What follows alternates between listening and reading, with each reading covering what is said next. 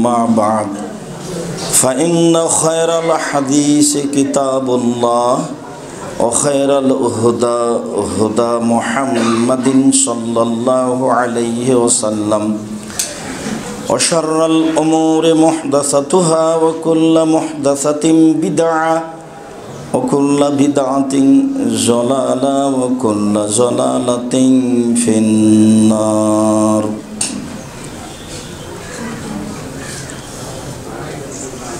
أعوذ بالله من الشيطان الرجيم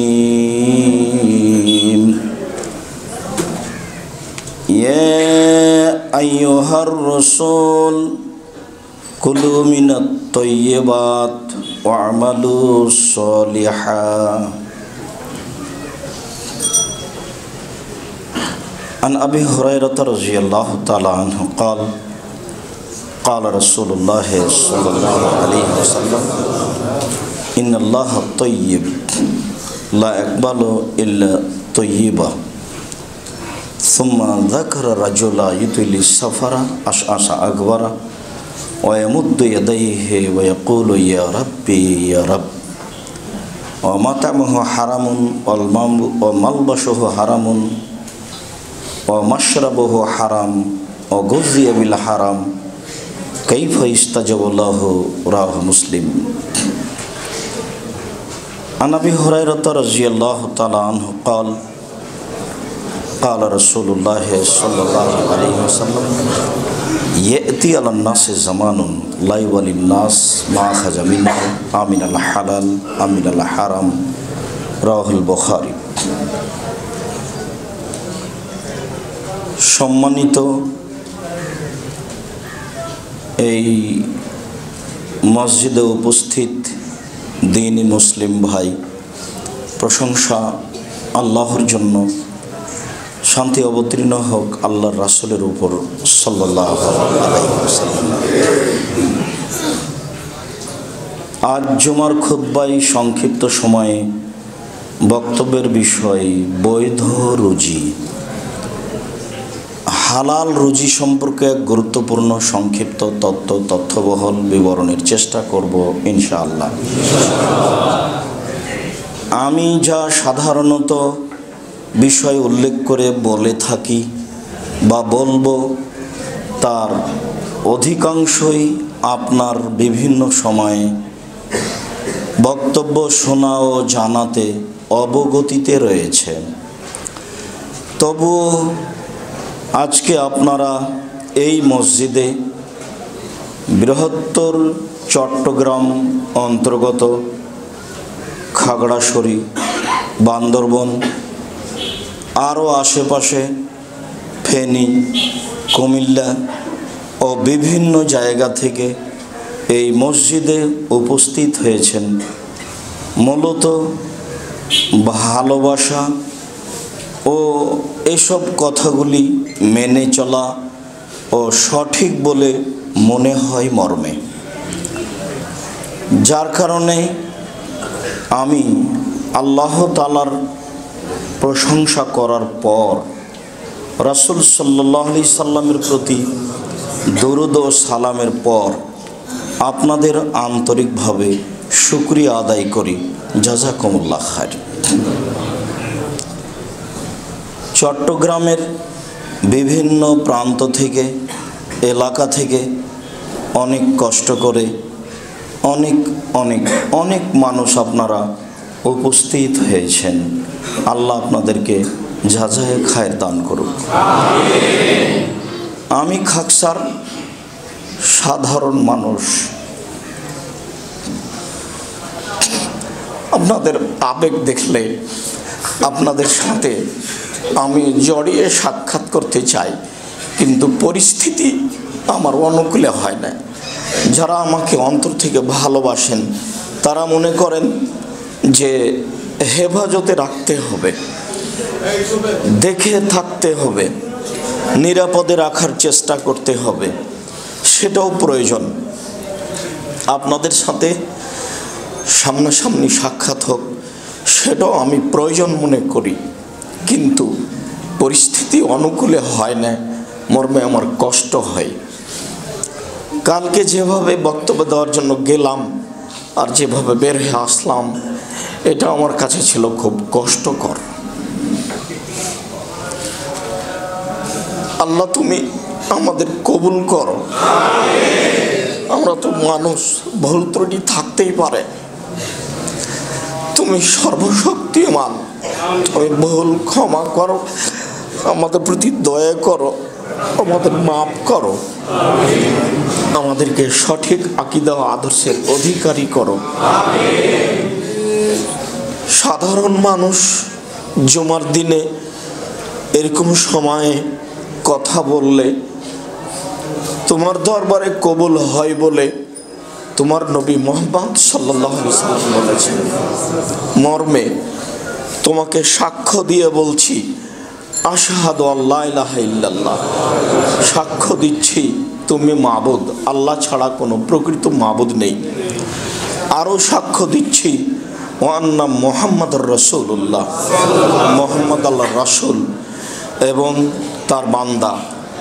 এই সাক্ষ্য দিয়ে আন্তরিকভাবে জুমার খুতবার সূচনাতেই তোমার কাছে আবেদন রাখছি, তুমি আমাদের কবুল করো, আমাদের ভুল ত্রুটি মাফ করো। আর আমরা যে লক্ষ্য নিয়ে মাঠে নেমেছি, তুমি এই লক্ষ্য উদ্দেশ্য কবুল করো। তুমি সর্বশক্তিমান, তুমি সব কিছু করতে পারো। ফাআলুল লিমা ইউরিদ, তোমার ইচ্ছাই করা। তোমাকে কোনো কাজ করতে পরিকল্পনা করা লাগে না, কোনো শত্রু তোমাকে ঠেকাতে পারে না। তুমি আজিজ, পরাক্রমশালী, তুমি হাকিম, নতুনভাবে বোঝা লাগে না, তুমি বুঝেই করো। মর্মে আমরা সাধারণ মানুষ আবারও তোমার দরবারে বলছি, তুমি আমাদের কবুল করো। সম্মানিত দিনী ভাই, মানুষের জীবনে সবচেয়ে যেটা গুরুত্বপূর্ণ কাজ, মানুষের জীবনে আমার কাছে যে ভাঙাচোরা বিদ্যা আছে, সেই বিদ্যা দিয়ে যা বুঝি তাতে এর চেয়ে আর কোনো গুরুত্বপূর্ণ কাজ মানুষের কাছে নেই। সেটা হলো 5 ওয়াক্ত ফরজ সালাত। ফরজ সালাতের চেয়ে মানুষের জীবনে আর কোনো গুরুত্বপূর্ণ কাজ আছে তা কোরআন হাদিস জানা অনুযায়ী বিবেচনাই বলে না। কেননা রাসূল সাল্লাল্লাহু আলাইহি সাল্লাম বলেন, মানুষের সব ইবাদত নির্ভর করে সালাতের উপরে। যদি মানুষের সালাত কবুল হয় তাহলে সব কবুল হবে। আমি একদিন ফকিরকে 10টা টাকা দিয়েছিলাম, আমি হয়তো ভুলে গেছি, কিন্তু নেকিটা আমার লেখা আছে। যদি আমার সালাত কবুল হয় তাহলে ওই নেকিটা আমার হারাবে না, সেদিন আমি পেয়ে যাব। আর যদি আমার সালাত কবুল না হয় তাহলে ফকিরকে 10টা টাকা দেওয়া নেকিটা আমার হারিয়ে যাবে, আমি পাবো না। কেননা মানুষের সব ইবাদত নির্ভর করে তার সালাতের উপরে। ইবাদতের জগতে সবচেয়ে দামি ইবাদত সিয়াম, রোজা। সিয়ামের চেয়ে আল্লাহকে সন্তুষ্ট করার কোনো দামি ইবাদত নেই। সবচেয়ে যে মাধ্যমে ওকে সন্তুষ্ট করা যায় সেইটা হলো সিয়াম। যার কারণেই রাসূল সাল্লাল্লাহু আলাইহি সাল্লাম বলেছেন, আমি বৃহস্পতিবার আর সোমবার সিয়াম পালন করা ভালোবাসি। কেন? সাপ্তাহিক রিপোর্ট এই 2 দিনে পেশ করা হয়, তো আমার মনটা চায় যে আমার রিপোর্টটা যখন পেশ করা হবে তখনও দেখুক যে আমি সিয়াম আছি। আমার মন এটা চাই যে রিপোর্টের সময় আমাকে দেখুক যে আমি সিয়াম আছি। এই উদ্দেশ্যে আমি বৃহস্পতিবার আর সোমবার সিয়াম পালন করি। বাৎসরিক রিপোর্ট পেশ করা হয় শাবান মাসে, তা কোন দিন তা তার জানা ছিল না। বাৎসরিক রিপোর্ট ধরার জন্য তিনি শাবান মাসে বেশি বেশি সিয়াম পালন করতেন। সিয়াম যত দামি ইবাদত হোক না কেন, যদি সলাত না থাকে তাহলে বিচারের মাঠে সিয়াম বাতিল বলে গণ্য হবে। বিভিন্ন দিনে বলেছি, ইবাদতের জগতে সবচেয়ে শক্তিশালী, ক্ষমতাধর, পাওয়ারফুল ভিন্ন ধরনের ইবাদত হলো দান। অবাক কাণ্ড ঘটাতে পারে। আল্লাহ আপনার উপরে ক্ষুব্ধ হয়ে আছেন, আপনাকে জাহান্নামে দিবেন, আপনি দান করেছেন, ঠান্ডা হয়ে গেছে। ক্ষমতাই ভিন্ন। আপনি দান করেছেন, মায়ের নামে মায়ের কবরের শাস্তি বন্ধ।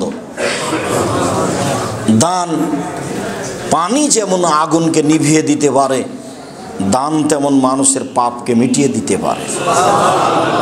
বিচারের মাঠে যতক্ষণ পর্যন্ত আপনার বিচার শেষ না হচ্ছে, যদি আপনি দান করে থাকেন তাহলে দানের ছায়াতলে থাকবেন।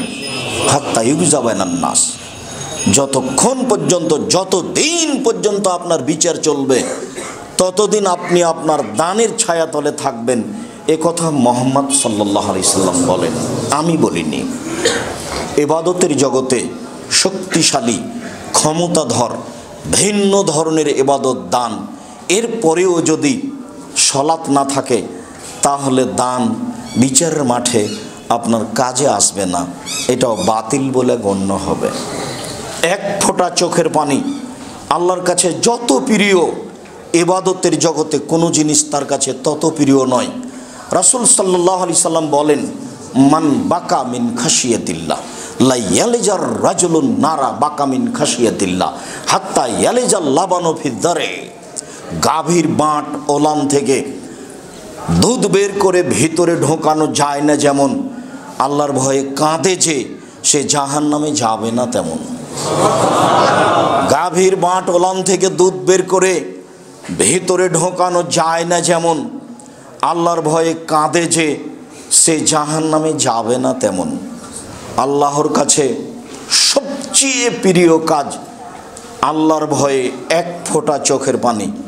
দিনরাত কান্নাকাটি করলাম, চোখের পানি ঝরলো, কিন্তু সলাৎ বিচারের মাঠে কবুল হয়নি, তাহলে এই নেকিও বিচারের মাঠে বাতিল বলে গণ্য হবে।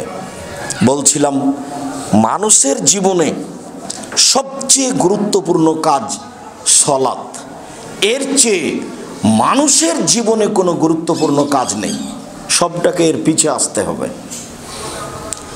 মানুষের জীবনের দ্বিতীয় গুরুত্বপূর্ণ কাজ হলো বৈধ রুজি। বৈধ রুজির চেয়ে মানুষের জীবনে আর কোনো গুরুত্বপূর্ণ কাজ আছে বলে আমি যেভাবে ভাঙাচোরা কোরআন হাদিস বুঝি তাতে বিবেচনাই আসে না। সব মারা গেল শেষে, বৈধ রুজি না থাকার কারণে সলাত আদায় করেছিলাম সেটাও গেল, সলাত দিয়ে যা টিকে থাকতো সেটাও গেল। তাহলে বৈধ রুজি মানুষের জীবনে সবচেয়ে গুরুত্বপূর্ণ কাজ। এরপরে আমি বলি যে যারা মাদ্রাসা গড়ছে তাদেরকে গড়ার সুযোগ দেন। যারা ব্যবসা বাণিজ্য করছেন তারা এমনভাবে ব্যবসা বাণিজ্য করেন যে মনে মনে ভাববেন চট্টগ্রাম শহরে আমার চেয়ে যেন কোনো বড় ব্যবসায়ী কেউ না থাকে। পয়সা ইনকাম আপনাকে করতেই হবে, কারো বাহাদুরি চলে না পয়সা ছাড়া। মুহাম্মদ সাল্লাল্লাহু আলাইহি সাল্লামের চলে না বউয়ের পয়সা ছাড়া। বউয়ের পয়সা আছে তাই চলতে পারেন, বউয়ের পয়সা ছাড়া চলে না। কার পয়সা? খাদিজা রাদিয়াল্লাহু তাআলা আনহার। দুনিয়াতে সবচেয়ে দামি মহিলা হিসেবে মহিলা মানুষ। তবে আব্দুর রাজ্জাক সাহেবের মুখে শুনেছি যে আয়েশা রাদিয়াল্লাহু তাআলা আনহা পৃথিবীতে সবচেয়ে দামি। এই কথা ঠিক, আমি বলিনি, রাসূল সাল্লাল্লাহু আলাইহি সাল্লাম বলেছেন। তবে কিছু কিছু হাদিসে বোঝা যায় যে খাদিজা রাদিয়াল্লাহু তাআলা আনহা সবচেয়ে দামি। আল্লাহর নবী বলছেন যে আয়েশার বিবরণ, আল্লাহর নবী বলছেন, আয়েশা জিবরাইল তোমাকে সালাম দিল। তা আয়েশা রাদিয়াল্লাহু তাআলা আনহা বলছেন, ওয়া আলাইকা ওয়া আলাইহি সালাম, আপনাকেও সালাম, জিবরাইলকেও সালাম। আপনি তো জিবরাইলকে দেখতে পান, আমি তো দেখতে পাই না। একই জায়গায় এক বিছানে তিনজন, ল্যাপের নিচে তিনজন, আয়েশা রাদিয়াল্লাহু তাআলা আনহা, মুহাম্মদ সাল্লাল্লাহু আলাইহি সাল্লাম, জিবরাইল, তিনজনে এক জায়গায়। কিন্তু মুহাম্মদ সাল্লাল্লাহু আলাইহি সাল্লাম জিবরাইলকে দেখতে পান, বুঝতে পারেন, কিন্তু আয়েশা বুঝতে পারেন না। তিনি বলছেন, আয়েশা, জিবরাইল তোমাকে সালাম দিল। এটাও বুখারী মুসলিমের হাদিস, ওটাও বুখারী মুসলিমের হাদিস। আল্লাহ রাসূল বলছেন যে জিবরাইল আমাকে বলছেন, ওই দেখেন, ওই দেখেন, ওই দেখেন মুহাম্মদ সাল্লাল্লাহু আলাইহি সাল্লাম, ওই যে দেখেন খাদিজা আসছে একটা বাটি হাতে করে, ওই বাটিতে তরকারি আছে। শুনেন, ও যখন আপনার কাছে আসবে তখন আপনি বলবেন, খাদিজা, আল্লাহ তোমাকে সালাম দিল, জিবরাইল তোমাকে সালাম দিল, আর তোমার জন্য জান্নাতে একটা ঘর বানানো হয়েছে হীরা মুক্তা মাণিক্য দিয়ে, সেখানে কোনো হইচই নেই। বুখারী মুসলিম। এবার বলেন তো দামি কে হলো? খাদিজা রাদিয়াল্লাহু তাআলা। আগের বারে আল্লাহ নবী বলেননি, আয়েশা, আল্লাহ তোমাকে সালাম দিল, জিবরাইল তোমাকে সালাম দিল। এইবার রাসূল সাল্লাল্লাহু আলাইহি ওয়াসাল্লাম বলছেন, খাদিজা, আল্লাহ তোমাকে সালাম দিয়েছেন, জিবরাইল তোমাকে সালাম দিল। জিবরাইল বলল যে ওই যে একজন মহিলা আসছে, খাদিজা, তার হাতে একটা তরকারির বাটি আছে, ও আসলে বলে দিয়েন এই কথা। এটাও বুখারী মুসলিম, ওটাও বুখারী মুসলিম। তো ইনি হচ্ছেন স্ত্রী, বউয়ের টাকা পয়সা দিয়ে ধর্ম প্রচার করেন। আবার দেখা যায় যে উসমান রাদিয়াল্লাহু তাআলা আনহুর টাকা খুব বিপদে ব্যবহার করেন। বলছেন তাবুকের যুদ্ধে যেতে হবে 6 থেকে 800 কিলোমিটার পথ, কঠিন সময়, কে কি দিতে পারে? তোমার বলছেন অর্ধেক দিলাম, ভালো কথা। তাও আবু বকর সিদ্দিক, আমি আর কি দিব, আল্লাহকে আর আপনাকে বাড়িতে রেখে সবই দিলাম, ভ্যান ভাড়া হবে না, কিন্তু যা বলেছেন তা দিয়ে আর কেউ ডিঙ্গিয়ে যেতে পারবে না, কিয়ামত পর্যন্ত পথ বন্ধ। আবু বকর সিদ্দিককে ডিঙ্গিয়ে যাওয়ার মানুষ আর কেউ হবে না, মানে আর কোনো বাক্য নেই। আবু বকর সিদ্দিক রাদিয়াল্লাহু তাআলা আনহু যা বললেন। তবে উসমান বললেন, আচ্ছা ঠিক আছে, যত মানুষ যাবে তার অর্ধেকের যাতায়াত খরচ, খাওয়া খরচ আমি দিব। তো 30,000 মানুষ, তাহলে ধরে নিতে হয় 15,000 মানুষকে 15,000 উট দিবেন, 3 মাসের খাওয়া খরচ দিবেন, এর নাম টাকা। তাহলে কাজ হয় টাকা দিয়ে। মুহাম্মদ সাল্লাল্লাহু আলাইহি সাল্লাম দাওয়াত দিলেন আর টাকা দিলেন উসমান রাদিয়াল্লাহু তাআলা আনহু। রাসূল সাল্লাল্লাহু আলাইহি সাল্লামের চলে না টাকা ছাড়া, টাকা ইনকাম করতে হবে বৈধ পন্থায়, অনেক, যেই টাকা দিয়ে দিনের কাজ করতে হবে, এ কথাই ঠিক। ইবাদতের জগতে গুরুত্বপূর্ণ ইবাদত দান, রুজি বেশি উপার্জন করার চেষ্টা করতে হবে বৈধ পন্থায়। নিজে উপকৃত হব, ছেলে মেয়ে উপকৃত হবে, দ্বীনি প্রতিষ্ঠান সঠিক আকীদা আদর্শ উপকৃত হবে, মর্মে টাকা থেকে ফিরে আসার কোনো পথ নেই। চিন্তা ভাবনা দিনরাত এটাই করতে হবে, বৈধ রুজি। সম্মানিত মসজিদের মুসল্লি, আমাকে দেখতে পান আর না পান, কিছুক্ষণ ধৈর্যের পরিচয় দিবেন, কেউ কথা বলবেন না, কষ্ট হবে, এ কথাই ঠিক। বসার জায়গা নেই, দাঁড়ানোর জায়গা নেই, সেখানে সুবিধা ভোগ করব, এটা হয় না। খুব কষ্ট করে হলেও মুখে না বলে একজন আর একজনকে মান্য করে মেনে নিয়ে একটু ধৈর্যের পরিচয় দেন। আল্লাহ আপনাদের কবুল করুক, আল্লাহুম্মা আমিন। মহান আল্লাহ বলেন, ইয়া আইয়ুহার রাসূল কুলু মিনাত তাইয়্যিবাত, পৃথিবীর নবী রাসূলগণ আপনারা বৈধ খান, ওয়া আমালু সালেহা, আর আপনারা বৈধ আমল করেন, সৎ আমল করেন। অত্র আয়াতে আল্লাহ তাআলা 2টা আদেশ করেছেন। এক, নবী রাসূলকেও বৈধ রুজি খেতে হবে, এটা জরুরি আদেশ। দ্বিতীয় জরুরি আদেশ, সৎ আমল করতে হবে, আমল ছাড়া নবীরও আমল কবুল হবে না। আল্লাহ আমাদের নবীকে বলছেন, লাইন আশরাকতা লায়াবাতান্না আমালুক, আপনি যদি শিরক করেন তাহলে আপনার আমল বাতিল হবে। যে আমল করছি সেটা যদি সৎ আমল না হয় তাহলে সে আমল বাতিল হবে। ধরুন মাগরিবের পরে 2 রাকাত সুন্নাত পড়লাম, এটা সৎ আমল। রাসূল সাল্লাল্লাহু আলাইহি সাল্লাম বলেছেন, জোহরের আগে 4, জোহরের পরে 2, মাগরিবের পরে 2, এশার পরে 2, ফজরের আগে 2, এই 12 সমান জান্নাতে একটি ঘর। এই 12 সমান জান্নাতে একটি ঘর। তাহলে মাগরিবের পরে হলো 2 রাকাত শতামল, কিন্তু মাগরিবের পরে যদি 6 রাকাত শতামল পড়ি তখন আর শতামল হবে না, তখন হবে আমল, তখন তা হবে বিদাত, তখন আর রক্ষা হবে না কোনো ইবাদত, সব বাতিল বলে গণ্য হবে। রাসূল সাল্লাল্লাহু আলাইহি সাল্লাম বলেছেন, মান আওয়া মুহদাসান লা ইকবাল আনহু আদল সারফ, কোন মানুষ যদি বিদাতের আশ্রয় দেয় তাহলে তার ফরজ ইবাদত কবুল হবে না, তার নফল ইবাদত কবুল হবে না, তার কোনো ইবাদতই কবুল হবে না। অথচ সে আল্লাহকে সন্তুষ্ট করার জন্য মাগরিবের পরে 6 রাকাত সুন্নাত পড়ে, তাকে বলে আওয়াবিন, সালাতুল আওয়াবিন। জি না, হাদিস জাল, মানুষের বানানো। এই আমল শতামল নয়। আমল সৎ না হওয়া পর্যন্ত আল্লাহর দরবারে কবুল হবে না। ভিক্ষুককে আমি 10 টাকা দিলাম, এটাও আমল। কবরে পীর সাহেবের হাতে আমি 500 টাকা দিলাম, এটাও আমল। দুটাই আমল, শতামল কোনটা? মহান আল্লাহ বলেন, ইয়া আইয়ুহার রাসূল কুলু মিনাত তাইয়্যিবাত, পৃথিবীর নবী রাসূলগণ শোনেন, আপনারা বৈধ খাবেন আর শতামল করবেন, জরুরি আদেশ। কোন নবী যদি শতামল না করেন তাহলে তার আমল বাতিল হবে, যদিও তাদের সরাসরি যোগাযোগ আল্লাহর সাথে মাধ্যম জিবরাইল আলাইহিস সালাম। জিবরাইলের মাধ্যমে তারা সরাসরি কথা বলতে পারেন জিবরাইলের মাধ্যম দিয়ে।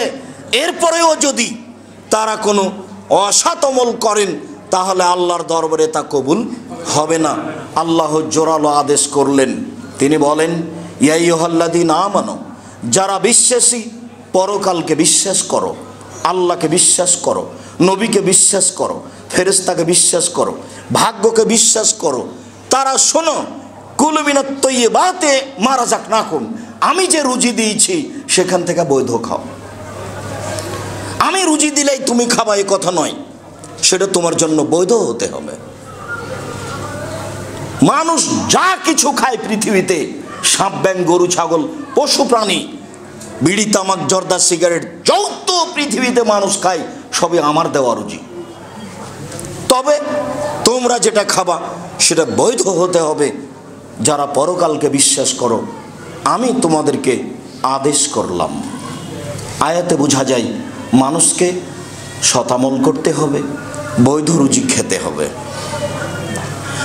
আবু হুরায়রা রাদিয়াল্লাহু তাআলা আনহু বলেন, রাসূল সাল্লাল্লাহু আলাইহি ওয়াসাল্লাম বললেন, ইন্নাল্লাহ তাইয়্যিব লা ইয়াকবালু ইল্লা তাইয়্যিবা, আল্লাহ বৈধ পবিত্র ছাড়া কবুল করেন না। এই পর্যন্ত বলার পরে কবুল করেন না মর্মে একটা উদাহরণ দিচ্ছেন আল্লাহর নবী। সুমা যাকারা রাজুলা, তারপর তিনি একটা লোকের কথা বলেন, ইতুলি সাফারা, যে লোকটা লম্বা সফরে রয়েছে, আশা আশা আকবারা, মাথার চুলগুলি এলোমেলো হয়ে গেছে, ঠিক মতো গোসল করেনি, ঠিক মতো চিরুনি করেনি, চুল এলোমেলো, বিপদে পড়েছে। অয়ামুদ্দ ইয়াদাইহে, আল্লাহর দরবারে হাত তুলে প্রার্থনা করে বলছে, রব্বি, হে আমার প্রতিপালক, আমি বিপদগ্রস্ত। রাসূল সাল্লাল্লাহু আলাইহি সাল্লাম বলেন, মাতামুহু হারাম, তার খাদ্য আছে হারাম, মাশরাবুহু হারাম, তার পানি আছে হারাম, মালবাসুহু হারাম, তার পোশাক হারাম, অগজিয়া বিল হারাম, তার জীবিকা নির্বাহ হারাম, আন্না ইস্তাজাবু লাহু, তার দোয়া কি করে কবুল হতে পারে? মুসলিম। বিবরণে বোঝা যায় তার দোয়া কবুল হবে না। প্রথম কথা, লোকটা মুসাফির, যারা সফরে থাকে তাদের দোয়া আল্লাহর দরবারে কবুল হয়। দ্বিতীয় কথা, লোকটা বিপদগ্রস্ত। বিপদগ্রস্ত লোক যখন আল্লাহকে কোনো কথা বলেন তখন তার কথা আল্লাহ মেনে নেন। তৃতীয়, লোকটা হাত তুলে দোয়া করছে। মানুষ যখন হাত তুলে দোয়া করে তখন খালি হাত ফিরিয়ে দিতে আল্লাহ লজ্জা পান। লোকটা আমার কাছে হাত তুলে কথা বলে, আমি কেমনে ফিরিয়ে দিই? যাও, আমি তোমার হাত ফিরিয়ে দিলাম না, তুমি যা চাচ্ছ সেটাই দিয়ে দিলাম। সর্বশক্তিমান আল্লাহ আলা কুল্লি শাইইন কাদির, তিনি সব কিছু করতে পারেন, পরাক্রমশালী, আজিজ, কাদির, সত্তা বলেন। মানুষ যখন হাত তুলে দোয়া করে আমি তার খালি হাত ফিরিয়ে দিতে লজ্জা পাই। বুখারী মুসলিমে প্রায় হাত তুলে দোয়া করার হাদিস রয়েছে 36টি। আইনে রাসূল সাল্লাল্লাহু আলাইহি সাল্লাম দোয়া অধ্যায় বইয়ে প্রায় ধারাবাহিকভাবে 40টি হাদিস পেশ করা হয়েছে হাত তুলে দোয়া করার। 16টি স্থান উল্লেখ করা হয়েছে। উল্লেখযোগ্য স্থান, ইব্রাহিম আলাইহিস সালাম আহাল পরিবারের জন্য হাত তুলে দোয়া করলেন। তিনি বললেন, আল্লাহুম্মা ইন্নী আসকানতু মিন যুররিয়াতি বিওয়াদিন গায়রি যি যারিন ইনদা বাইতিকাল মুহাররাম। আল্লাহ, তোমার আদেশে আমার পরিবারের কিছু অংশকে তোমার কাবা ঘরের পাশে এমন এক জায়গায় রেখে দিলাম যেখানে মানুষজন তো নেই, ঘাস পাতাও নেই। একটু আগে তার স্ত্রী বললেন, তিনি আগে আগে হাঁটছেন, স্ত্রী পিছনে পিছনে হাঁটছেন। পিছন থেকে বলছেন, আইনা তাযহাব ইব্রাহিম, ইব্রাহিম কোথায় যাচ্ছেন? আইনা তাযহাব ইব্রাহিম, ইব্রাহিম কোথায় যাচ্ছেন? অতাতরকুনা ফি হাযাল ওয়াদি লাইসা ফিহি সালাশা, আপনি আমাকে এমন একটা উপত্যকায় ছেড়ে যাচ্ছেন যেখানে মানুষজন তো নেই, ঘাস পাতাও নেই। আপনি আমাকে কিছু বলবেন না? একটা দুধের বাচ্চা এভাবে আমাকে রেখে যাচ্ছেন, মানুষজন নেই, গরু ছাগল পশু প্রাণী আছে বুঝতে পারি না, ঘাস পাতাও নেই, এরকম একটা জায়গা আমাকে ছেড়ে চলে যাবেন, আমাকে কিছু বলবেন না? এতবার বলার পরেও ওয়ালা ইয়ালতাফিতু ইলাইহা, ইব্রাহিম আলাইহিস সালাম তার দিকে আর ঘুরে দেখছেন না। নিরুপায় হয়ে স্ত্রী বলছেন, আমারাকাল্লাহ হাদা, আপনাকে কি আল্লাহ এইভাবে চলে যেতে বলেছেন? আমি বুঝলাম না এত নিষ্ঠুরতার কারণ কি। আপনাকে কি আল্লাহ এইভাবে চলে যেতে বলেছেন? ওই দিকে মুখ করে বলছেন নাম। হ্যাঁ, এছাড়া আর কিছু ইব্রাহিম আলাইহিস সালাম বলেননি। তখন তিনি বলছেন, ফালা ইউযায়্যিরুল্লাহু তাআলা, আচ্ছা ঠিক আছে, যেহেতু আল্লাহ আপনাকে চলে যেতে বলছেন তাহলে আমাকে আল্লাহ ধ্বংস করবেন না, ঘাস পাতা থাকার না থাকে। যিনি আপনাকে চলে যেতে বলেছেন তারই জিম্মেদারিতে আমি আছি। ঘাস পাতা না থাকলে কি হবে? আমি এই মরুভূমিতেই থেকে যাব, আল্লাহ আমাকে ধ্বংস করবেন না, এই কথা হাজেরা বলেন। সম্মানিত দিনী ভাই বোন, মানুষের যখন আল্লাহর উপরে ভরসা হয় তখনই মানুষ এরকম কিছু করতে পারে, বলতে পারে। এইভাবে আহাল পরিবারকে ছেড়ে যাওয়ার পরেও তিনি নিশ্চিত হচ্ছেন না। তিনি হাত তুলে আল্লাহর দরবারে বলছেন, আমি আমার আহাল পরিবার তোমার আদেশে এমন এক জায়গায় রেখে গেলাম যেখানে মানুষজন তো নেই, ঘাস পাতাও নেই। একটু আগে বউ যা বলছেন স্বামী ওই কথাই বলছেন, হাত তুলে দোয়া করছেন। আহাল পরিবারের জন্য হাত তুলে দোয়া করতে হয়। মুসাফির আল্লাহর দরবারে হাত তুলে দোয়া করছেন, কিন্তু করলে কি হবে? খাদ্য হারাম আছে, পানি হারাম আছে, পোশাক হারাম আছে, জীবিকা নির্বাহ হারাম আছে, তার দোয়া কবুল হবে না। রাসূল সাল্লাল্লাহু আলাইহি সাল্লাম নাকচ করে দিলেন, আল্লাহ এটা কবুল করবেন না। বৈধ রুজির খুব দাম আছে। আমি চকলেটের ব্যবসা করতে বলেছি, এর অর্থ এই নয় যে চকলেটেরই ব্যবসা করতে হবে। আমি কলা বিক্রি করে খেতে বলেছি, এ কথার অর্থ এই নয় যে কলা বিক্রি করে খেতে হবে। বাংলাদেশে সবচেয়ে ব্যবসায়িক ক্ষেত্র জায়গা হলো চট্টগ্রাম। এই চট্টগ্রামের সবচেয়ে যেটা বড় ব্যবস্থা আছে ব্যবসা বাণিজ্যের, সেইখানে কাজ করার চেষ্টা করতে হবে। উপরওয়ালাকে বলতে হবে ভালো ব্যবস্থা তুমি করে দাও। তখন যদি সত্য মিথ্যা আসে তখন আল্লাহ রাসূল বলেছেন, আর তিজারাতু মাল কিযব ওয়া সিদক ফাসুবহু বিসাদকা, ব্যবসা সত্য মিথ্যা দিয়ে চলে। এখনই একটা জাহাজ এসেছে, যিনি যার সিগনেচারে নামবে উনি সিগনেচার করবেন না, চলে যাচ্ছেন। 3 দিন এখানে থাকলে 3 লাখ টাকা জরিমানা হবে। আমি 50,000 টাকা দিলাম, তখন সিগনেচার করে দিল। আমি না দিলেও করবে না। 3 দিন এখানে আটকা থাকলে আমার জরিমানা হবে, শেষে আমি কিছু লাভ করতে পারবো না। আমি তখন মাজলুম, আমি টাকাটা দিলাম, এই টাকার জন্য আমি বিচারের মাঠে ধরা খাবো না। আমি বৈধ ব্যবসা শুরু করেছিলাম, ওরা আমার প্রতি জুলুম করেছে, আমি মাজলুম। রাসূল সাল্লাল্লাহু আলাইহি ওয়াসাল্লাম বলেন, সত্য মিথ্যা দিয়ে ব্যবসা চলে, ফাসুবহু বিসাদকা, তোমরা দান করে ওর ক্ষতি সরিয়ে দাও। এ কথা রাসূল সাল্লাল্লাহু আলাইহি সাল্লাম বলেন। পরিস্থিতি রুজির জন্য যতই কঠিন হোক, মানুষকে এই পথে থাকতে হবে, সঠিক আকীদার লোককে আরও বেশি থাকতে হবে। আপনি ভাববেন না যে রাসূল সাল্লাল্লাহু আলাইহি সাল্লাম যেভাবে বলেছেন, আব্দুর রাজ্জাক সাহেব যেভাবে বললেন সেভাবে তাহলে কলা বিক্রি করে খাওয়াই ভালো। তা আমি করতে বলিনি, বড় ব্যবসায় করতে বলছি রাসূলের পদ্ধতিতে। নুমান ইবনে বাশির রাদিয়াল্লাহু তাআলা আনহু বলেন, আল হালাল বাইয়িন, হালাল হচ্ছে স্পষ্ট, ওয়াল হারাম বাইয়িন, হারাম হচ্ছে স্পষ্ট, ও বাইনাহুমা মুস্তাবিহাতুন, এই দুইটার মধ্যে একটা সন্দেহযুক্ত খাদ্য রয়েছে। লা ইয়ালামুহুন্না কাসীরু মিনান নাস, বহু মানুষই তা বুঝতে পারে না, বহু মানুষই তা জানতে পারে না, বুঝে উঠতে পারে না। সন্দেহযুক্ত ব্যবসা, সন্দেহযুক্ত খাদ্য। ফামান ইত্তাকা মিনা শুবহাতে ইস্তাবরালে দীনিহি ওয়া ইরজিহি, যে সন্দেহ থেকে নিজেকে বাঁচাতে পারলো, ব্যবসা বাণিজ্য চাকরি বাকরিকে বাঁচাতে পারলো, সে তার দিনকে পরিপূর্ণ করে নিল। ওমান ওয়াকাফি শুবহাতে ওয়াকাফিল হারামে, যেই সন্দেহের মধ্যে পড়ে গেল সে হারামের মধ্যে পড়ে গেল। চূড়ান্ত সিদ্ধান্ত নেই যার, সেটা চূড়ান্ত হারাম। চূড়ান্ত সিদ্ধান্ত নেই যার, সেটা চূড়ান্ত হারাম। চূড়ান্ত সিদ্ধান্ত নেই যার, সেটা চূড়ান্ত হারাম। এটাই ভাবতে হবে। যদিও হুজুর বলেছেন জর্দা খাওয়া মাকরুহ, যে হুজুর কিন্তু হালাল বলেননি। হুজুর বলেছেন যে খাওয়া মাকরুহ, অপছন্দ, খারাপ। মাকরুহ মানে খারাপ, তো হুজুর তো আর হালাল বলেননি। আব্দুর রাজ্জাক সাহেব বলেছেন হারাম, শুধু হারাম বলেননি। আব্দুর রাজ্জাক সাহেব বলেছেন যে রাসূল সাল্লাল্লাহু আলাইহি সাল্লাম বলেছেন 3 শ্রেণীর মানুষ জান্নাতে যাবে না। তার এক শ্রেণীর মানুষ হচ্ছে মধুমিনুল খামর, যারা নিয়মিত বিড়ি, তামাক, জর্দা, সিগারেট, গুল, নেশাদার দ্রব্য খায়, পান করে, তারা জান্নাতে যাবে না। মধুমিনুল খামর, যারা নিয়মিত নেশাদার দ্রব্য পান করে। একজন হুজুর বললেন যে বিড়ি সিগারেট যে নেশাদার দ্রব্য, তার কি প্রমাণ? তো কথা তো উনি ঠিকই বলছেন, হাদিসও লিখা নাই বিড়ি সিগারেট, কোরআনও লিখা নাই, উনি তো ঠিকই বলছেন। কিন্তু রাসূল সাল্লাল্লাহু আলাইহি সাল্লাম বলেছেন মাসকারা কাসীরুহু ফাকালিলুহু হারাম, যেটা বেশি খেলে বিবেকের ক্ষতি হবে তার কমও হারাম। এটাও তো হাদিস, এটাও তো সহিহ হাদিস। তাহলে এইটার মাপে তুলে দেন, দিয়ে মৌলানা সাহেবকে 250 হাফ কেজি জর্দা খাওয়ান। 250 হাফ কেজি জর্দা খাওয়ার পরে যদি বিবেকের ক্ষতি না হয়, তাহলে সত্যই জর্দা হালাল জিনিস।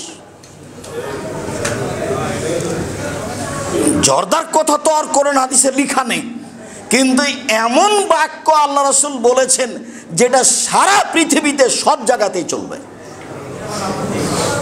সে যে ভাষারই হোক না কেন, এই বাক্য সব জায়গায় চলবে। তিনি বললেন মাসকারা কাসীরুহু ফাকালিলুহু হারাম, যেই জিনিস বেশি খেলে বিবেকের ক্ষতি হবে তার একটা কণাও হারাম।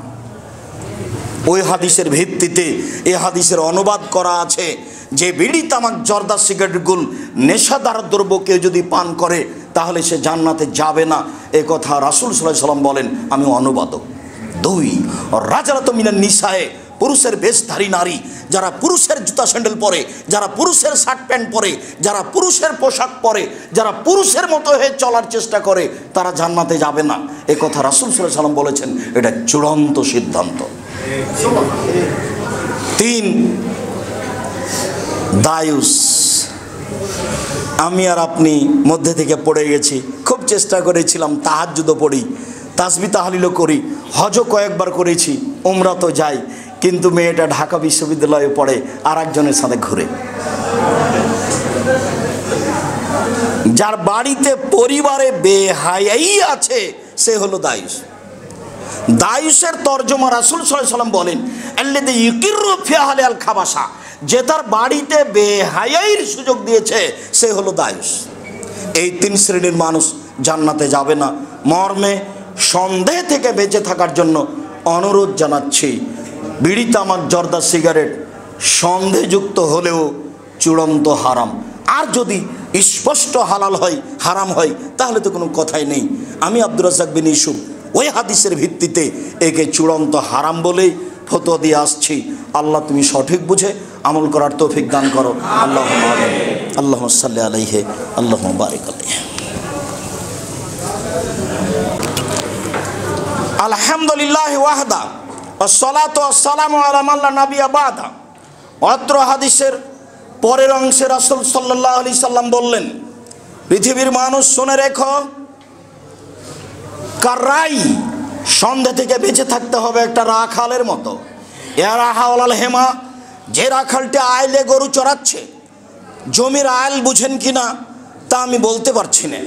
যে লোকটি আইলে গরু চড়াচ্ছে, ইউশেক সম্ভাবনা রয়েছে আয়ের তাফিহে গরুতে ধানে মুখ দিতে পারে। আমি গরু দুটা ধরে আছি, আইলের উপরে দাঁড়িয়ে আছি, তো কোনো সময় ঘাস খেতে খেতে ধানে মুখ দিয়ে দিতেও পারে। যেহেতু সন্দেহ আছে, কাজে আমি আইলে গরু চড়াবো না। যেহেতু সন্দেহ আছে, কাজে আমি এ ব্যবসা করব না। যেহেতু সন্দেহ আছে, কাজে আমি এই চাকরি করব না। যেহেতু সন্দেহ আছে, কাজে আমি এখানে থাকবো না। শোনো, কারাই সন্দেহ থেকে বেঁচে থাকতে হবে একটা রাখালের মতো। যে রাখালকে ঘোষণা দেওয়া হয়েছে তুমি এখানে গরু চড়াতে পাবা না, ইউশেক সম্ভাবনা রয়েছে আয়ের তাফিয়ে গরুতে ধানে মুখ দিতে পারে।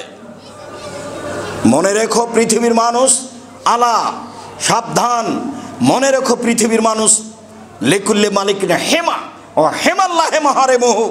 প্রত্যেকটা বাদশার একটা সীমারেখা আছে। বাংলাদেশ শেষ হলে ভারত শুরু হয়, ভারত শেষ হলে বাংলাদেশ শুরু হয়। এর নামই বাদশার সীমারেখা। আর আল্লাহর সীমারেখা হলো হালাল আর হারাম। হালাল শেষ হলে হারাম শুরু হয়, হারাম শুরু হলে হালাল শেষ হয়। এই কথা রাসূল সাল্লাল্লাহু আলাইহি ওয়াসাল্লাম বলেন, আমি অনুবাদক।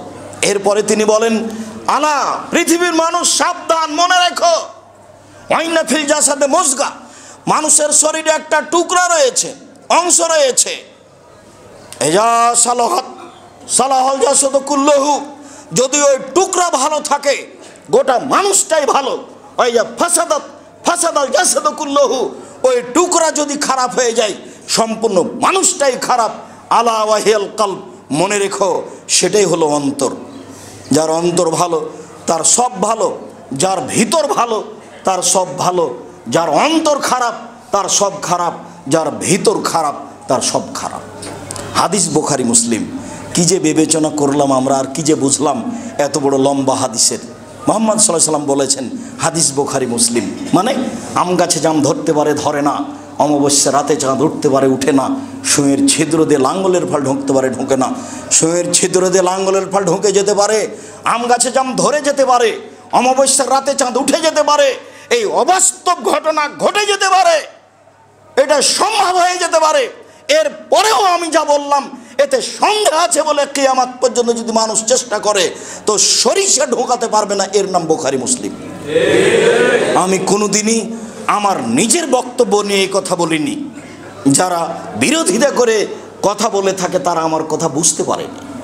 আমি যখন বলেছি বুখারী মুসলিম তখন বলেছি এই কথা, আর যখন বুখারী মুসলিম বলিনি তখন আমি বলেছি আমিও মানুষ, যদি কোনো জায়গায় ভুল থাকে তদন্ত করে যদি দেখা যায় ভুল হয়েছে তাহলে আমিও ছেড়ে দিতে বাধ্য থাকব। তবে সহজে বিরোধিতা করার চেষ্টা করিয়েন না। কিছুই দেখলেন না আর আপনি লেগে গেলেন। আমি 20 বছর থেকে ফতোয়ায় লিখি, আমি 30 বছর থেকে দেখে কথা বলার চেষ্টা করি। 90 সাল থেকে আমি মাঠে আছি। দীর্ঘ 90 সাল থেকে না আজ পর্যন্ত আমি জাতির সামনে একটা অপ্রয়োজনীয় বাক্য বলার চেষ্টা করিনি। আমি কোনোদিন কারো বদনাম করিনি, এ আলেমের কথা চলবে, এ আলেম সে, আমি কোনোদিন মাযহাবের কথা বলিনি। আমার এই 30 বছরের বক্তব্যে কোনো মাযহাবের কথা নেই। আমি কাউকে ঘৃণা করে কোনোদিন কথা বলিনি।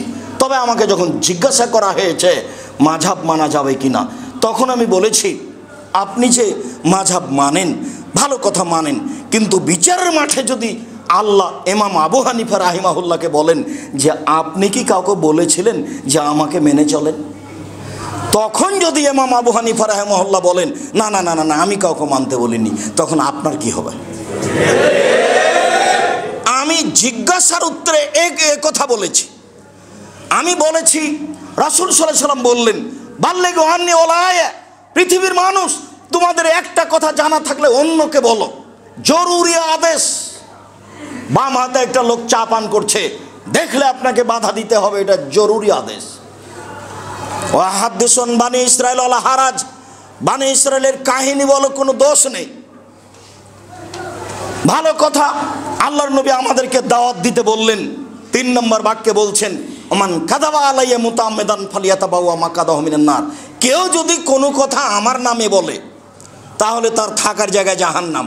উনি নিজেই বললেন যে আমার একটা কথা জানা থাকলে অন্যকে বলো। উনি নিজেই বললেন বনি ইসরায়েলের কাহিনী বলো। উনি আবার বলছেন যে কেউ যদি কোনো কথা আমার নামে বলে, সেই কথা যদি আমার না হয় তাহলে তার থাকার জায়গায় জাহান্নাম। তখন আমি বলেছি আল্লাহুম্মা সাল্লি আলা সাইয়্যিদিনা মাওলানা নাবিয়ানা মুহাম্মদ। আমি বলতে নিষেধ করিনি, আমি বলেছি এই দুরূদ যদি নবীর না হয় তাহলে আপনার কি হবে? তো আপনি মানুষকে বলার আগে এইটা চূড়ান্ত করেন যে এটা নবীর, তারপরে আপনি বলেন। আবু হুরায়রা রাদিয়াল্লাহু তাআলা আনহু বলেন, নবী করিম সাল্লাল্লাহু আলাইহি সাল্লাম বলেছেন আল্লাহুম্মা সাল্লি আলা সাইয়্যিদিনা মাওলানা নাবিয়ানা মুহাম্মদ। আবু দাউদ, হাদিসে তো হাদিস সহিহ বললেই তো হলো। আর যদি না হয় তাহলে আপনার কি হবে, এইটা আমার কথা। আপনি বলেন, দিনরাত মানুষ করুক বলুক, বিচার তো একদিন হবেই, বিচার তো হবে একদিন। সেদিন বড় জুব্বা দিয়ে কোনো কাজ করতে পারবে না সে। টুপি যত দামি হোক, জুব্বা যত দামি হোক, পাগড়ি যত দামি হোক না কেন, সেদিন টিকে থাকার মতো কোনো মানুষের ক্ষমতা থাকবে না। কোনো ব্যক্তিকে দেখে বিচার হবে না। ফেরাউনের হাত পিছন দিকে বাঁধা থাকবে, কেউ খুলতে পারবে না। রানী এলিজাবেথের হাত পিছন দিকে বাঁধা থাকবে, ইন্দিরা গান্ধীর হাত পিছন দিকে বাঁধা থাকবে। কারো বাবার ক্ষমতা নেই হাত খুলে দিতে পারে। তার নাম বিচারের মাঠ। আলিয়াউমা লা তামলিকু নাফসুন লিনাফসিন শাইআ ওয়াল আমরু ইয়াওমাইযিন লিল্লাহ। আজ কোনো মানুষের কোনো উপকার করতে পারবে না, একচ্ছত্র মালিকের আমার হাতে। আইনাল জাব্বার আইনাল মুতাকাব্বির। স্বৈরাচারী, স্বেচ্ছাচারী, অহংকারী বদমেজাজরা কোথায়? আনা মালিকুল আমলাক, আমি হচ্ছি রাজাধিরাজ। আজ তো আপনি বুঝতে পারছেন না যে বিচারের মাঠে আল্লাহ কত শক্ত হয়ে আসবেন, কত কঠিন হয়ে আসবেন। কাজেই আপনার অত দুশ্চিন্তা ভোগ করার কিছু নেই যে সবাই তো দেখছে এরকম করছে, ভুল পথে আছে বলে মনে হচ্ছে, তাহলে আর বিচার কি হবে? জি না, বিচার হবেই। আর সবাকে ভুল পথে থেকে নিরাশা হবেন না। ইব্রাহিম আলাইহিস সালাম বলছেন, দেখো আমি কিন্তু বলে দিয়েছি তুমি আমার বোন, ফালা তুকাযযিবি বিহাদিসি।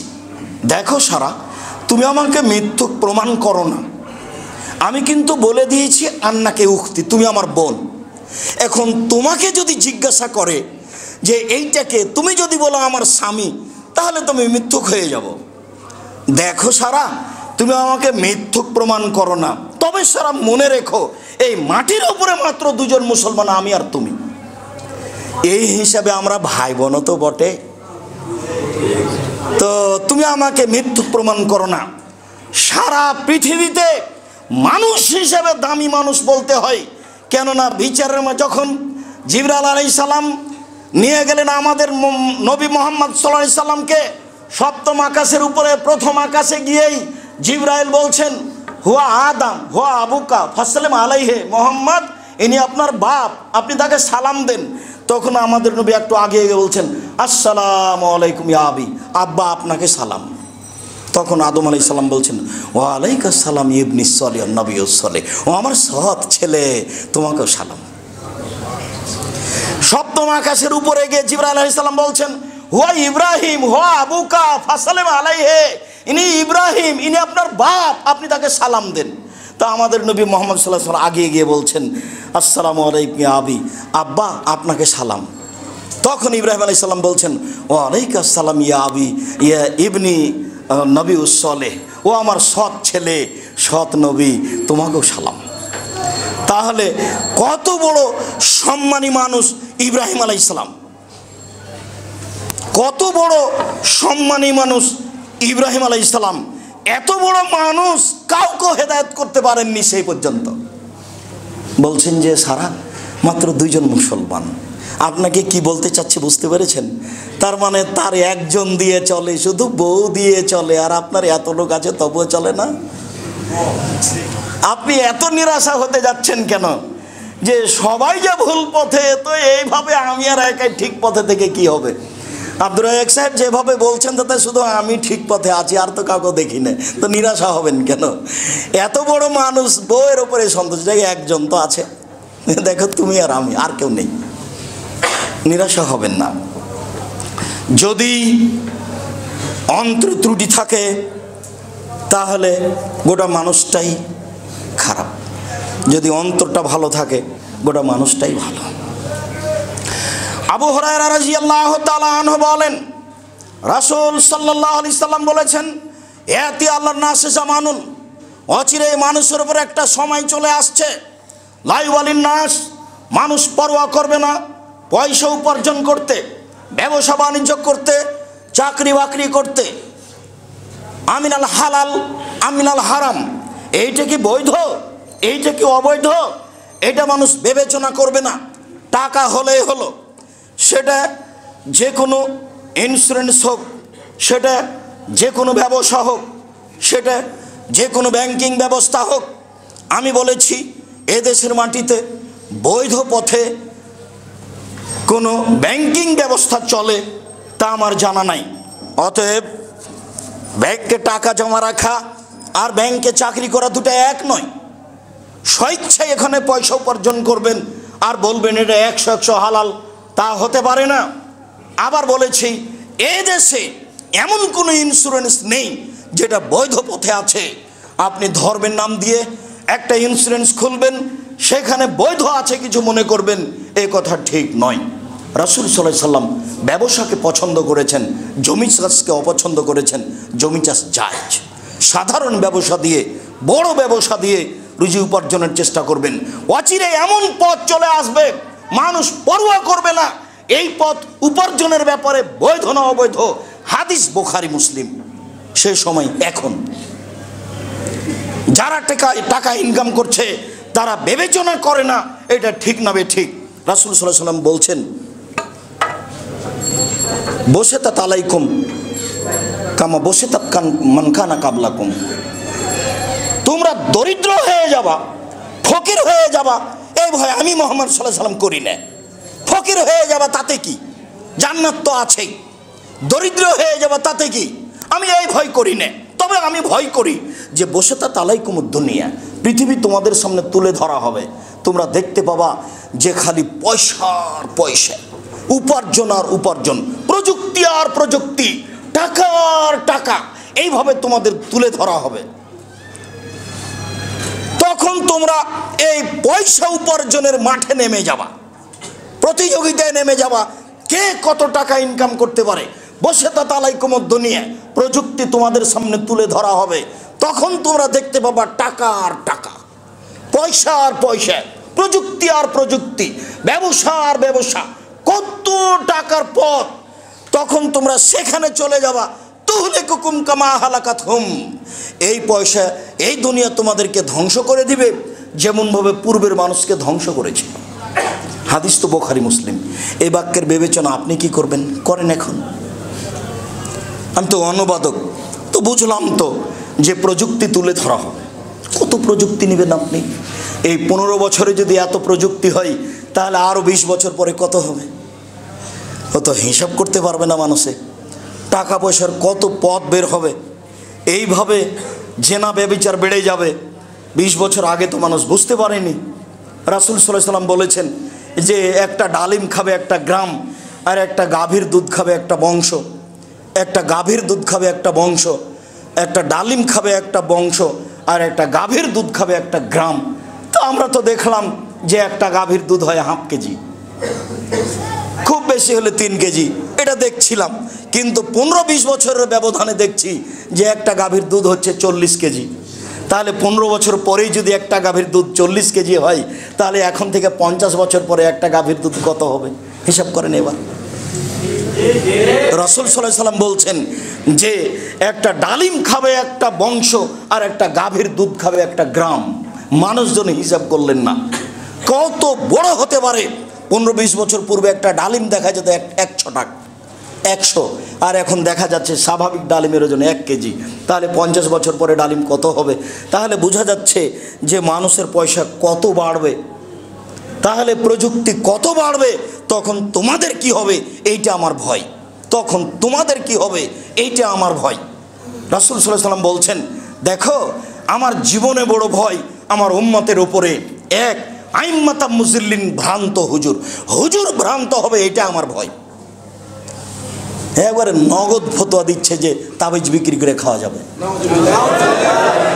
কোরআন মাজিদ খুলে দেখাচ্ছে, এ দেখেন আল্লাহ বলছে ভোট দিতে হবে, কোরআন মাজিদ পড়ে দেখাচ্ছে, বলছে এ দেখেন বুখারী মুসলিমের হাদিস মিলাদ করা যাবে। রাসূল সাল্লাল্লাহু আলাইহি সাল্লাম বলছেন আমার জীবনে তিনটা বড় ভয়, তার এক নাম্বার ভয় হচ্ছে আইম্মাতা মুজিল্লিন, ভ্রান্ত হুজুর। দুই, সাতালতাহিক উম্মতি বিল মুশরিকিন, আমার উম্মত হিন্দুদের সাথে মিশে যাবে, এইটা আমার ভয়। গান বাজনা বাদ্যযন্ত্র হিন্দুদের কাজ। 20 বছর পূর্বে আপনাদের গ্রাম থেকে পাশের গ্রামে হিন্দুদের বিবাহ হতো, তখন খুব বাজনা বাজতো, দৌড়িয়ে যেতেন দেখতে। আপনার মনে আছে মনে হয়, থাকার কথা না, আমরাও তো দৌড়িয়ে গেছি, পাশের গ্রামে হিন্দু ছিল, বাজনা বাজছে।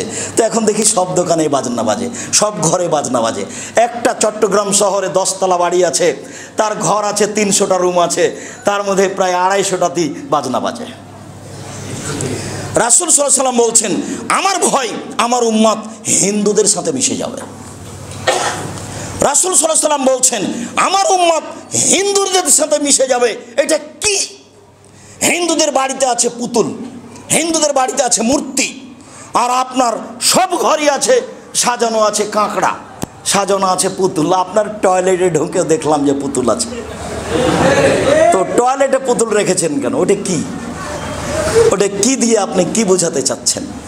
ওটা টয়লেটে পুতুল কেন? আপনার অ্যালবামে আপনার বাপের ছবি সুন্দর করে সাজানো আছে।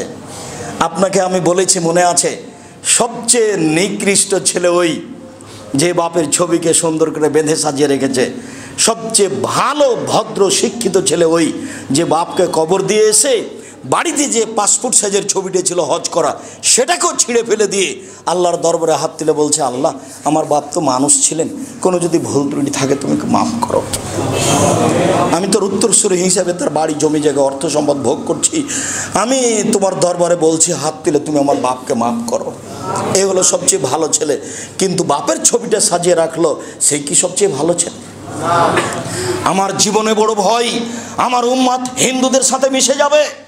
3 ও 7 আবদ কাবাইলু মুম্মাতিল আওসান, আমার উম্মত মূর্তি পূজা করবে, এটা আমার ভয়। অবাক কথা, আমরা মূর্তি পূজা করব মানে মূর্তি ভাঙার জন্য জন্ম নিয়েছি, মূর্তি পূজা করবে আবার কি কথা? মুহাম্মদ সাল্লাল্লাহু আলাইহি সাল্লাম বলেন আমার উম্মত মূর্তি পূজা করবে, এটা আমার ভয়। আমার বাড়িতে আমার ঘরে আমি মূর্তিকে সম্মান করি, পূজা করি, এ আবার কোন কথা?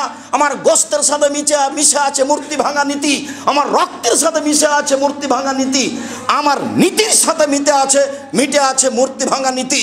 সেই দিন মুহাম্মদ সাল্লাল্লাহু আলাইহি সাল্লাম কাবা ঘরে ঢোকার সময় বললেন, জাল হক এসেছে সত্য, অজাহাকাল বাতিল চলে গেছে মিথ্যে, ইন্নাল বাতিলা কানু জাহাকা, নিশ্চয়ই মিথ্যে, চিরদিন মিথ্যে। এই বলে তার হাতে লাঠি ছিল। কাবা ঘরে 360টি মূর্তি ছিল, মূর্তিগুলো ছিল তার বাপের, মূর্তিগুলো তার বাপের মানে মূর্তিগুলো ছিল ইসমাইল এবং ইব্রাহিমের। তো বাপই তো একটু আগে তো বললেন, জিবরাইল বলছেন এটা আপনার বাপ, আপনি তাকে সালাম দেন। তাহলে ইব্রাহিম আলাইহিস সালাম আমাদের নবীর আব্বা, আমাদের নবীর বাপ। জিবরাইল বলছেন এবং মুহাম্মদ সাল্লাল্লাহু আলাইহি সাল্লাম নিজে বলছেন যে আব্বা আপনাকে সালাম। বুঝতে পারেননি কথা? তো কাবা ঘরে মূর্তিগুলো কার ছিল? ইব্রাহিম আলাইহিস সালাম এবং ইসমাইল আলাইহিস সালামের ছিল। আমার উম্মত মূর্তি পূজা করবে, তাকে সম্মান করবে, এটা আমার ভয়। সম্মানিত দিনী ভাই বোন, জুমার খুতবার শেষের দিকে চলে আসলাম, কথা হয়তোবা লম্বা হয়ে গেছে, আজ করতে পারিনি। আজকের আলোচনার শেষ হাদিস, রাসূল সাল্লাল্লাহু আলাইহি সাল্লাম বলেন, লায়াদখুলুল জান্নাতা লায়াদখুলুল জাসাদুল জান্নাতা গুযিয়া বিল হারাম, ওই শরীর জান্নাতে যাবে না যে শরীর হারাম উপায়ে বড় হয়। জাবের রাদিয়াল্লাহু তাআলা আনহু বলেন, কুল্লু লাহমিন নাবাতা মিনাস সুহতি কানাতিন নার আওলা বিহি, যে শরীর হারাম উপায়ে বাড়ে সেই শরীর জান্নাতে যাবে না। 350 টাকা দিয়ে আইসক্রিম কিনে মেয়েকে খাওয়ানোর চেষ্টা করবেন না, অবৈধ পয়সা দিয়ে। 1000 টাকা দামের আইসক্রিম কিনে মেয়েকে খাওয়ান, যখন পয়সা বৈধ। বাজারের সবচেয়ে বড় দামি মাছ আপনি কিনেন যখন পয়সা বৈধ। পয়সা বৈধ আছে, বাজারের সবচেয়ে বড় মাছটা কিনলেন না, তখন আপনি কৃপণ। আপনি গরিব মানুষ, ভ্যান চালক, কখনো রুই মাছ কিনতে যায়েন না, পুঁটির মাছ কিনবেন, নইলে আপনি হবেন অহংকারী।